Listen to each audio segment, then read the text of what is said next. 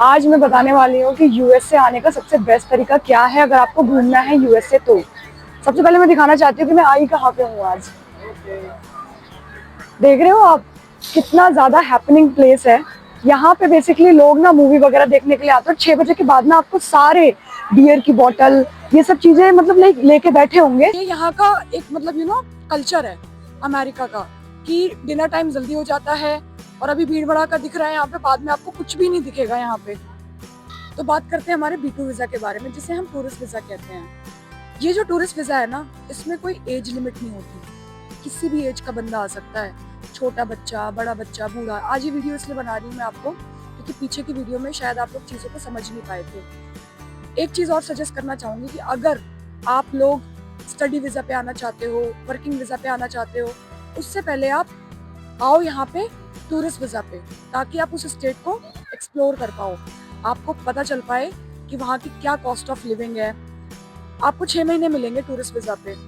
आप चाहो तो 1 महीना 2 महीना रुको यहाँ पे, कोई फ्रेंड हो वहाँ पे आके आप रुको।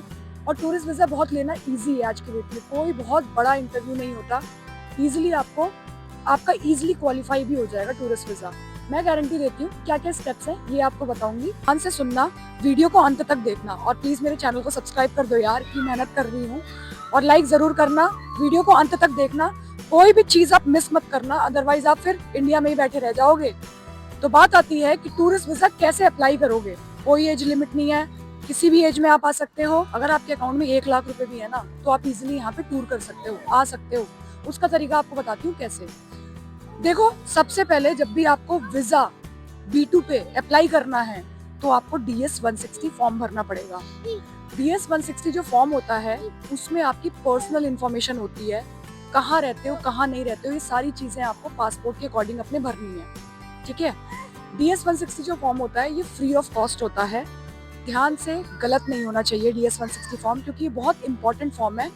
इसी फॉर्म पे आपका स्टैंप लगता है कि आपकी जो डिटेल्स हैं, बैकग्राउंड वेरिफिकेशन है, वो डन हुआ, जो कि बायोमेट्रिक वाले दिन होता है। तो ये जो फॉर्म है ये बहुत अच्छी तरीके से आपको भरना है, एक एक डिटेल आपको सोच समझ के भरनी है, फ्री ऑफ कॉस्ट है, डरने वाली कोई बात नहीं है। अब आती है बात सेकंड स्टेप की। सेकंड स्टेप जो आपका है visa appointment form. Visa appointment form की जो फीस होती है ना, ये आपकी फ्री में नहीं होती है। $185 आपके लगेंगे। अगर इंडियन करेंसी में मैं बात करूं तो अप्रॉक्स 17,000 आपका लगेगा, जो कि फॉर्म फिलिंग के टाइम पे होगा, जो आपको देना पड़ेगा। इस वीजा अपॉइंटमेंट में जो डिटेल्स डलेंगी वो आपकी पासपोर्ट की होंगी, और DS-160 का जो कंफर्मेशन पेज होगा ना, उसका जो डिटेल होगा वो उसके अंदर डलेगा। तो वीजा अपॉइंटमेंट जो आपका होगा ना, जैसे आप जब कंफर्मेशन पेज आपका वीजा अपॉइंटमेंट का आएगा तो उससे पहले आपको ये भी पता चल जाएगा कि वीजा अपॉइंटमेंट जो इंटरव्यू है बायोमेट्रिक का और वीजा इंटरव्यू का, उसको लेने के लिए 300 से 400 डेज भी लगेंगे। तो जैसे एग्जाम्पल, अगर आप 2025 में अपना वीजा अपॉइंटमेंट फॉर्म भर रहे हो, तो एक्सपेक्टेड है कि 2026 में या 2027 जनवरी तक आपका वीजा अपॉइंटमेंट डेट मिलेगा। इसका एक सेकंड तरीका भी है, अगर आपको जल्दी अपॉइंटमेंट लेना है तो अगर आपको वीजा अपॉइंटमेंट जल्दी लेना है तो आप किसी एजेंट को पकड़ो। जैसे कि आपको पता है हमारे इंडिया में अमेरिका आने के लिए जो हमारे इंटरव्यूज होते हैं वीजा अपॉइंटमेंट के लिए, वो इंटरव्यूज दिल्ली में भी होते हैं, मुंबई में भी होते हैं, चेन्नई में भी होते हैं और हैदराबाद में भी होते हैं। तो किसी एक ऐसे एजेंट को पकड़ो, वो आपको बताएगा कि कौन सी लोकेशन के लिए कितना पैसा देना पड़ेगा। मेरे हिसाब से जो मेरे को नॉलेज है, अगर आप चेन्नई जाते हो तो आपको सस्ता पड़ेगा, 15,000 में पर पर्सन वो आपसे लेगा, और आपका DS-160 का ID पासवर्ड लेगा, और DS-160 का आपका कंफर्मेशन पेज लेगा, और आपका पासपोर्ट डिटेल लेगा, और आपको 2 वीक्स के अंदर अंदर आपको वीजा अपॉइंटमेंट का इंटरव्यू का डेट आपको प्रोवाइड करा देगा, जो कि आपका अगर आप खुद भरते हो तो 300 से 400 दिन लग रहे थे। तो ये भी एक तरीका है कि 15,000 एक्स्ट्रा दो, जिसमें आपका 15,000 अगर चेन्नई के लिए तो 15,000, मे बी दिल्ली के लिए आपका 20,000 भी हो सकता है। ये आपका वीजा अपॉइंटमेंट फीस के अलावा फीस है जो एजेंट्स लेते हैं, और ट्रस्टवर्दी होते हैं, लीगल काम है।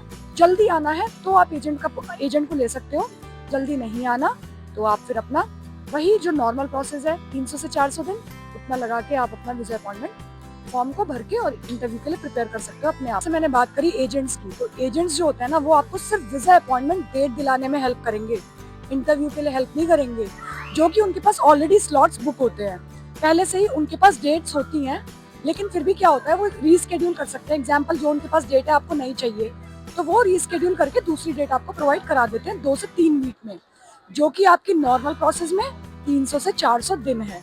तो आपको उतना वेट करना पड़ेगा नॉर्मल प्रोसेस में। अब आप मुझे ये बताओ, ये लोग दिख रहे हैं आपको, इतनी भीड़ भी है, इनका डिनर चल रहा है, ये लंच नहीं चल रहा है, 5 बज रहे हैं, डिनर चल रहा है। और यही कल्चरल डिफरेंस आपको अमेरिका में आने के बाद दिखेगा कि लोग 5 बजे ही खाना खाना शुरू कर देते हैं। और इसके बाद अभी मैं आपको दिखाऊंगी 6 बजे एकदम खाली होगा, यहाँ पे कोई भी नहीं होगा। तो यही इन लोगों के लिए हैपनिंग प्लेस है। लोग इंजॉय करते हैं, फ्रेंड्स के साथ आते हैं, खूब इंजॉय करते हैं। और इस वक्त मैं भी बहुत इंजॉय कर रही हूँ, वीकेंड का टाइम है, तो मैं आप लोगों के लिए वीडियो बना रही हूँ, मेरे लिए यही इंजॉयमेंट है। तो अब आती है बात कि मैंने आपको वीजा अपॉइंटमेंट बता दिया, DS-160, ये 2 चीजें आपने कर ली। DS-160 फ्री, वीजा अपॉइंटमेंट में आपका 17,000 लगे। अगर आप एजेंट के थ्रू जाते हो तो 15,000 और मान लो, तो टोटल आपका कितना हो गया, आप मुझे कमेंट बॉक्स में बताना। तो ये जो आपका प्राइस था, ये आपका एजेंट के थ्रू था, और विदाउट एजेंट जाओगे तो 17,000 में आपका काम बन जाएगा। अब आती है बात, जब आपको डेट मिल जाती है तो उसके बाद का क्या प्रोसेस होगा। सिर्फ टूरिस्ट वीजा के बारे में बता रही हूँ। अपॉइंटमेंट डेट मिल गई, जिसमें आपका पहला बायोमेट्रिक होगा और सेकंड आपका होगा वीजा इंटरव्यू। टेंशन लेने की एकदम बात नहीं है, टूरिस्ट वीजा पे ज्यादा कुछ खास इंटरव्यू नहीं होता, लोग बहुत ज्यादा डराते हैं। बायोमेट्रिक में आपके डॉक्यूमेंट्स वेरिफिकेशन होंगे, और अपॉइंटमेंट में जब इंटरव्यू आपका होगा उसमें नॉर्मल बेसिक क्वेश्चंस पूछे जाते हैं, जो कि आप दे दोगे। इंग्लिश नहीं भी आती है तो भी आपका इंटरव्यू क्लियर हो जाएगा, क्योंकि वहाँ पे ट्रांसलेटर होता है जो कि आपकी बातों को कन्वर्ट करके उनको बता देगा। तो डरने वाली एकदम बात नहीं है। उसका भी तरीका मैं आपको कुछ वीडियोस और बनाऊंगी, बता दूंगी क्या क्या क्वेश्चंस पूछे जाते हैं। अगर आपकी टिकट्स क्लियर हैं कि आपको कब आना है और कब जाना है, तो कोई भी टेंशन लेने वाली बात है ही नहीं।